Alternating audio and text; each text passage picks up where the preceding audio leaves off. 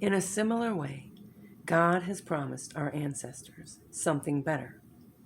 But as long as an heir is a minor, he's not really much different than a servant, although he's the master over all of them.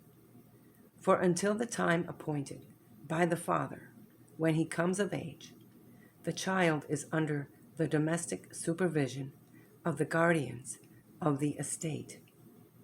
So it is with us. When we were juveniles, we were enslaved under the hostile spirits of the world.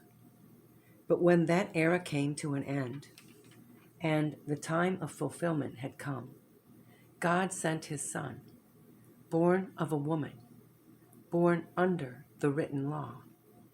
Yet all of this was so that he would redeem and set free all those held hostage to the written law, so that we would receive our freedom and a full legal adoption as his children, and so that we would know for sure that we are his true children.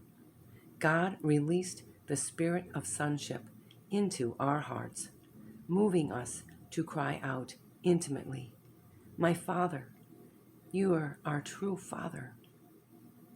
Now we are no longer living like slaves under the law, but we enjoy being God's very own sons and daughters.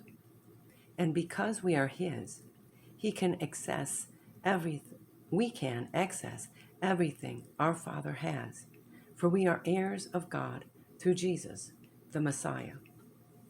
Before we knew God as our Father and we became his children, we were unwitting servants to the powers that be, which are nothing compared to God. But now that we truly know him and understand how deeply we are loved by him, why would we, even for a moment, consider turning back to those weak and feeble principles of religion, as though we were still subject to them? Why would we want to go backwards into the bondage of religion, scrupulously observing rituals like special days, celebrations of the new moon, annual festivals, and sacred years? I'm so alarmed about you that I'm beginning to wonder if my labor in ministry among you was a waste of time.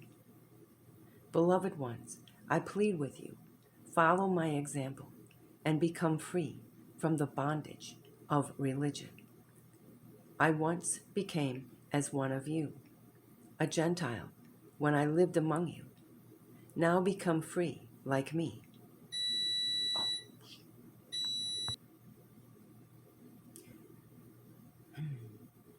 When I first came to minister to you, you did me no wrong.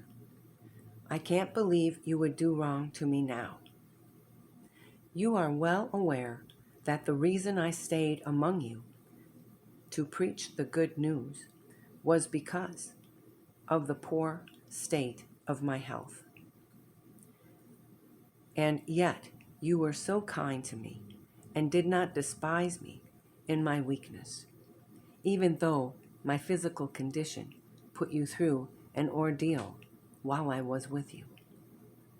Actually, you received me and cared for me as though I were an angel from God, as you would have cared for Jesus, the Messiah himself. Some of you were even willing, if it were possible, to pluck out your own eyes to replace mine. Where is that kind-hearted and free spirit now? Have I really become your enemy because I tell you the truth? Can't you see what these false teachers are doing? They want to win you over so you will side with them. They want you divided from me so you will follow only them. Would you call that integrity? Isn't it better to seek excellence and integrity always and not just only when I'm with you?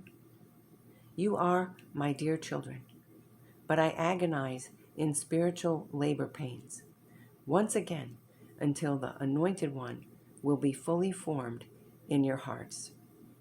How I wish I could be there in person and change my tone toward you, for I am truly dumbfounded over what you are doing. Tell me, do you want to go back to living strictly by the law? Haven't you ever listened to what the law really says? Have you forgotten that Abraham had 2 sons, one by the slave girl and the other by the free woman? Ishmael, the son of the slave girl, was a child of the natural realm, but Isaac, the son of the free woman, was born supernaturally by the Spirit, a child of the promise of God. These 2 women and their sons express an allegory and become symbols of 2 covenants. The first covenant was born on Mount Sinai, birthing children into slavery, children born to Hagar. For Hagar represents the law given at Mount Sinai in Arabia. The Hagar metaphor corresponds to the earthly Jerusalem of today, who are currently in bondage. In contrast, there is a heavenly Jerusalem above us, which is our true mother. She is the free woman, birthing children into freedom. For it is written, "Burst forth with gladness, O barren woman with no children. Break through with the shouts of joy and jubilee, for you are about to give birth." The one who was once considered desolate and barren now has more children than the one who has a husband. Dear friends, just like Isaac, we are now the true children who inherit the kingdom promises. And just as the son of the natural world at that time harassed the son born of the power of the Holy Spirit, so it is today. And what does the scriptures tell us to do? Expel the slave mother with her son. The son of the slave woman will not be a true heir, for the true heir of the promises is the son of the free woman. It's now so obvious. We are not the children of the slave woman. We are the supernatural sons of the free woman, sons of grace.